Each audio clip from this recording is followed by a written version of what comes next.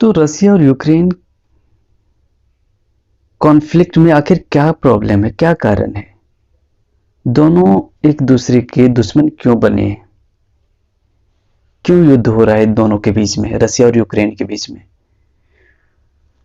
तो इस कहानी की जो शुरुआत होती है कुछ ऐसा है कि 1917 में 1917 से पहले रसिया और यूक्रेन रूसी साम्राज्य के हिस्से थे। और 1917 में रूस की जब क्रांति होने के बाद रूसी साम्राज्य जो था बिखर गया था। और उस वक्त यूक्रेन ने खुद को एक स्वतंत्र देश घोषित किया था।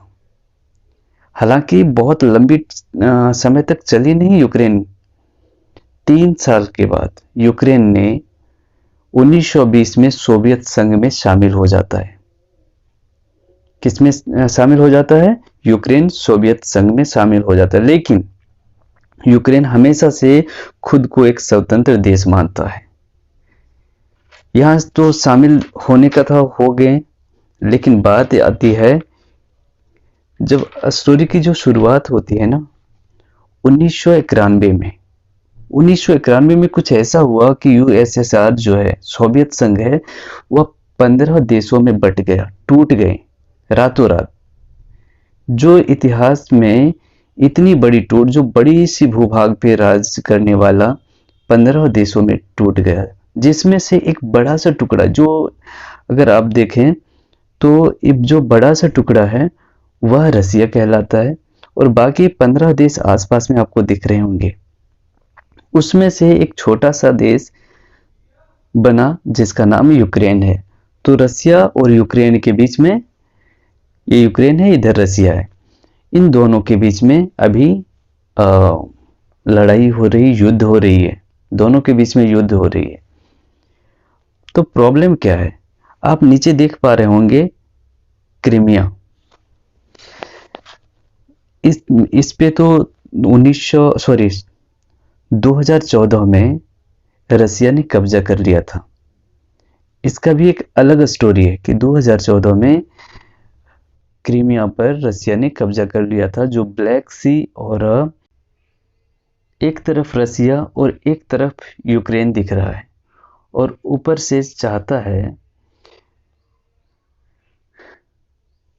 और यूक्रेन के ऊपर कब्जा करना चाह रहा है, क्योंकि इसके पीछे की कुछ और ही कहानी है, कुछ और बातें हैं कि पूरी यूक्रेन जो यूरोप के क्षेत्र से घिरा हुआ है, जो पूरी यूक्रेन है यूरोप के क्षेत्र से घिरा हुआ है। मतलब उसके साइड साइड में, मतलब चारों साइड में, एक तरफ रसिया है, बाकी 3 साइड में यूक्रेन से घिरा हुआ है। मतलब यूं कह सकते हैं कि यूएसएसआर से टूटने के बाद यूक्रेन यूरोप के गोद में जा बैठे। यहां तक तो ठीक है। अब बात आती है, रसिया को क्या लगता है कि यूक्रेन में जितने सारे गैस के भंडार हैं उस पे यूरोपियन कब्जा करना चाहते हैं। अगर ऐसा हुआ कि अगर यूरोपियन यहाँ पे आके अगर इस पे कब्जा कर ले, तो इससे जो निचले भाग हुए, जो नीचे वाले भाग हैं, उसमें एक स्थान दिख रहा होगा आपको, जो नीचे वाली, उसका नाम है क्रीमिया। और इसके ऊपर ऊपर में एक सी है, उसके नीचे में एक ब्लैक सागर है, ब्लैक सी है, ठीक है। नीचे साइड में ब्लैक सी है, ठीक है। अब क्या होता है कि यहाँ पे एक क्रच नाम का एक स्टेट है, जो 2014 के अंदर रसिया ने उस हिस्से पे कब्जा कर लिया था। यूक्रेन का ही हिस्सा था, लेकिन इस पे रसिया ने कब्जा कर लिए थे। यहाँ तक तो समझ में आ गई। और रिसेंटली अब दिखाई दे रहा है कि जो ये हिस्सा आपको दिखाई दे रहा है, डोनबास, डोनबास के नाम से इसको जाना जाता है। यहाँ पे अब रसिया ने वही नीति अपनाना चाहता है, वही कि इस क्षेत्र पर भी कब्जा करना चाहता है। रीजन क्या है कि इस क्षेत्र पे आखिर रसिया क्यों कब्जा करना चाहता? तो इसके पीछे भी एक बात है कि यहाँ पे गैस की बहुत बड़ी भंडार है। और दूसरी बात, यहाँ के जो लोग हैं, यहाँ के जो मूल निवासी हैं, वह खुद को रसियन में काउंट करता है। यहाँ के लोग रसिया में शामिल होना चाहते हैं। तो यहाँ जो वॉर हो रही है, युद्ध हो रही है, वो रसिया के और यूक्रेन के सोल्जर के बीच में नहीं है। यहाँ पे एक है रशियन सेपरेटिस्ट के बीच में हो रही है। इस क्षेत्र में जो लड़ाई हो रही है यूक्रेन के सेना के साथ साथ रशियन सेपरेटिस्ट जो यहाँ चाहते हैं कि इस हिस्से यह हिस्सा है यह रसिया को मिल जाए। और दुनिया में यह मैसेज गया है कि यहाँ के लोगों को भड़काने का जो काम किया है वह रसिया का है। रसिया ने यहाँ के लोगों को भड़काया है, रशियन लोगों ने यहाँ के लोगों को भड़काया है। और ये कहता कौन है? यह अमेरिका, जो दुनिया के सबसे बड़े प्रमुख देशों में माना जाता है, अमेरिका ने इस बात को कही है और लोगों के दिमाग में डालने की कोशिश करी। यहाँ तक तो समझ में आया। अब थोड़ा सा और समझते हैं, क्रीमिया क्या इंपॉर्टेंस रखता है, आखिर इतनी महत्वपूर्ण क्या चीज़ है, क्या इंपॉर्टेंस है इस क्षेत्र का।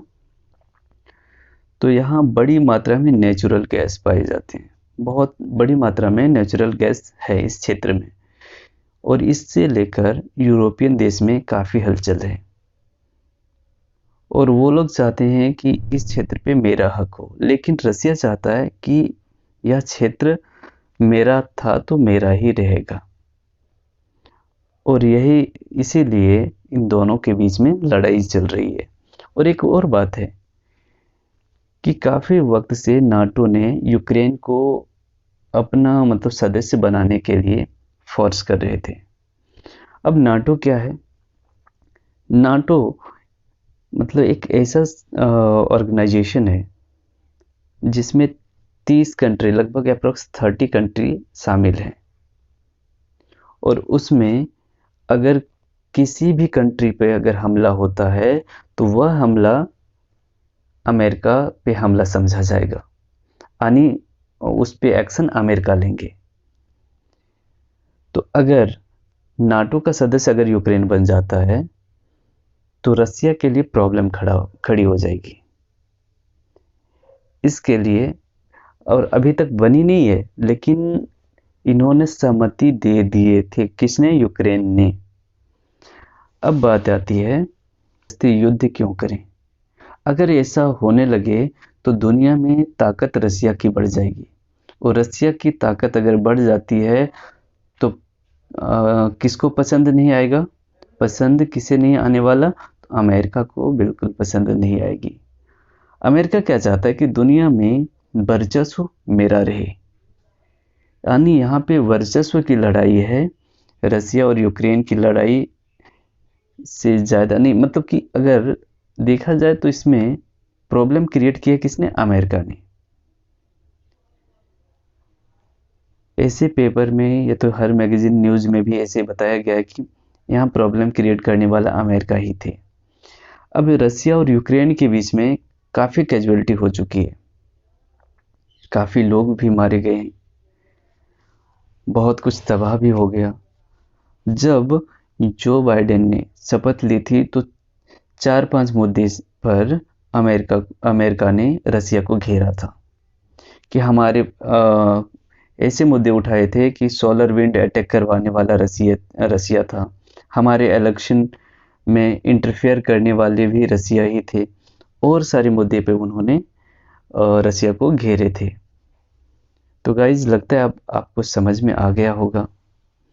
और यूएस ने वार्न किया था कि अगर उसने रसिया से कहा था कि अगर ईस्टर्न यूक्रेन पे अगर कब्जा करने की हरकत अगर रसिया करता है तो उसे गंभीर परिणाम भुगतने पड़ेंगे।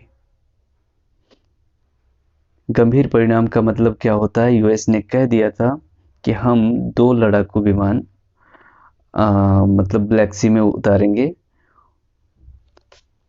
और वहाँ पे सब एब्जॉर्ब किया जाएगा, आखिर प्रॉब्लम क्या है। फिर इसके बाद रसिया ने टर्की से बात की और उससे पूछा गया क्या आपने परमिशन दिए हैं ब्लैक सी में लड़ाकू विमान उतारने की, लेकिन टर्की इससे साफ मना किया कि हमारे पास ऐसे कोई इन्फॉर्मेशन नहीं है। तो guys thank you very much पूरे वीडियो के देखने के लिए, धन्यवाद।